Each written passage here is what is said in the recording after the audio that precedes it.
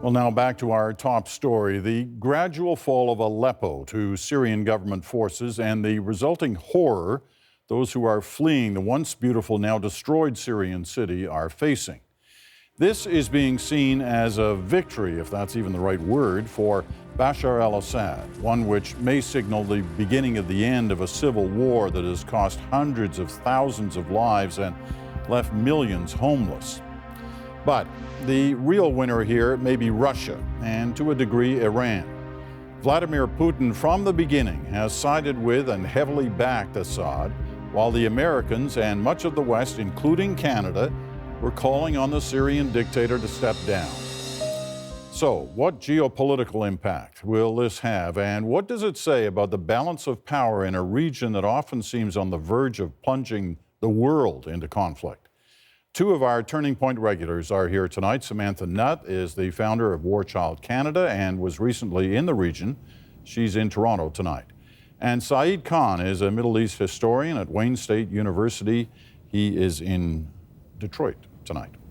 Sam, let me start with you. Has Russia's impact in Syria on this story, has that changed the dynamic in the Middle East? Absolutely, Peter. There is no question that Assad would not have been able to retake Aleppo without Russian air support. His forces had been heavily weakened prior to that, and it also emboldened him. We have to remember that the Russians vetoed 5 attempts to bring about sanctions against the Assad regime and to take steps to try to force parties to behave in accordance with international law. 5 of those attempts were vetoed by Russia. So Assad emerged from this with Russian support, very emboldened, believing that he no longer needed a political settlement and that he could actually achieve, and as you said, it is the wrong word, victory in this case, with very tragic consequences for the many hundreds of thousands of civilians who've been caught up in this crisis. Well, if Russia's role in that region has gone up, one assumes that the American reputation has been damaged in that region. Would you agree with that, Saeed?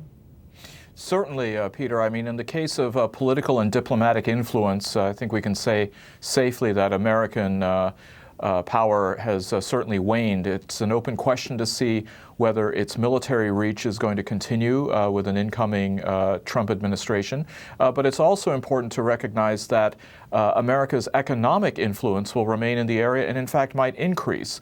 The fact that the new nominee for Secretary of State is the Exxon CEO, Rex Tillerson, is a very strong signal that the new Trump administration sees the Middle East as going to be as important as it always has been when it comes to energy and oil production.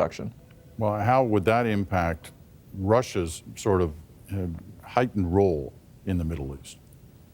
Well, the fact that we have this new friendship between Putin and Trump shows that in some cases they are looking at the Middle East as a point of convergence, maybe even a point of cooperation, that when it comes to their mutual interests, when it comes to energy, that perhaps Putin and Trump will be working side by side in many of those arenas. It's no coincidence that just a few days ago, OPEC decided to reduce its oil production. That's something that's going to benefit Russia as well as the Gulf states.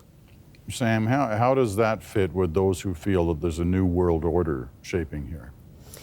There is a new world order, certainly, and it's been moving towards this point for the last couple of years as American influence has been declining. And we need to remember as well that American influence really took a heavy blow when it came to the 2003 Iraq War in terms of its influence and its allies within the region. We are seeing a resurgent Shia prominence right across the region, which has massive implications for many countries, but also geopolitically for the United States. That's of critical consequence. So, I mean, to be honest with you, Peter, I think that what we're seeing is exactly what Putin has been able to pull off. We're seeing an America that has got declining influence. We're seeing other actors stepping up and behaving in reprehensible ways with very few checks and balances. We have a United Nations that has been rendered utterly useless in this context to be able to prevent this kind of atrocity, and all of the usual mechanisms that have been in place since World War II to try to prevent this kind of violence against civilians in this situation were completely ineffective, and we're seeing the devastating consequences from that. We are, and that's quite a list you give us. So looking down the road, what are the consequences of that, Saeed? Well, I think what we find is that the arrangement that seems to be developing around Syria is going to then have concentric circles moving out of there. Ukraine is still an issue. The fact that we find Putin having encroached into Crimea, that seems now to be a dead letter. There is not going to be any will on the part of Trump to oppose Putin there.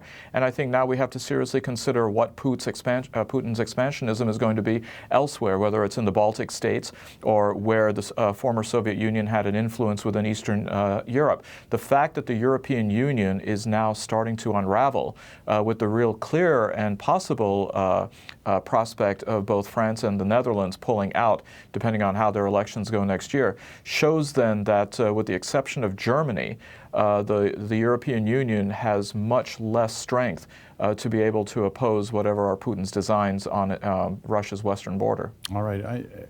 I got to say I'm a little confused here. If we got Putin on the one hand propping up Assad, making deals in a way with Iran, and yet at the same time you're suggesting to me that Putin and Trump can get along as well.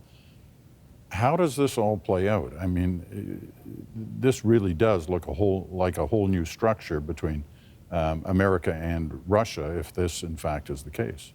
Who wants to handle that? Sam?